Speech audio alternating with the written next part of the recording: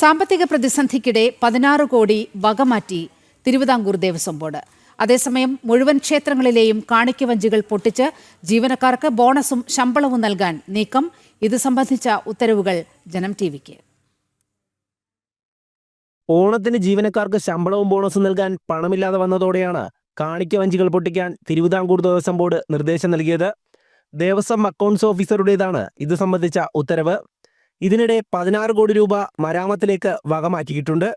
ഇതിന്റെ ഉത്തരവും ജനം ടിവിക്ക് ലഭിച്ചു. ജീവനക്കാർക്ക് നൽകാനുള്ള ശമ്പളത്തുകയാണ് വകമാറ്റിയതെന്ന് ആക്ഷേപമുണ്ട്. 1256 ക്ഷേത്രങ്ങളാണ് ദേവസ്വം ബോർഡിന് കീഴിലുള്ളത്. ഓണത്തിന് ജീവനക്കാർക്ക് 3000 രൂപ ബോണസും 20,000 രൂപ അഡ്വാൻസ് നൽകണം. പണമില്ലാത്തതിനാൽ പ്രഖ്യാപനം നീണ്ടു. മുഴുവൻ പേർക്കും അഡ്വാൻസും ബോണസും നൽകണമെങ്കിൽ 11 കോടിയോളമാണ് ആവശ്യമായി വരുന്നത്. ഇതോടെ മുഴുവൻ ക്ഷേത്രങ്ങളിലെയും കാണിക്കവഞ്ചികൾ പൊട്ടിച്ച് പണമെത്തിക്കാനാണ് നിർദ്ദേശം. അതേസമയം 5500 ജീവനക്കാർക്ക് ശമ്പളം നൽകാൻ 26 കോടി, കൂടാതെ പെൻഷൻ, പങ്കാളിത്ത പെൻഷൻ വിഹിതം, ഓഫീസുകളുടെ പ്രവർത്തനം തുടങ്ങിയവയ്ക്കായി വലിയ തുക വേണം.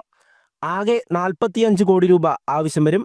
സാമ്പത്തിക പ്രതിസന്ധിയിൽ കുടിശ്ശിക കാരണം ടെൻഡറുകൾ എടുക്കാൻ കരാറുകാർ മടിക്കുകയാണ്.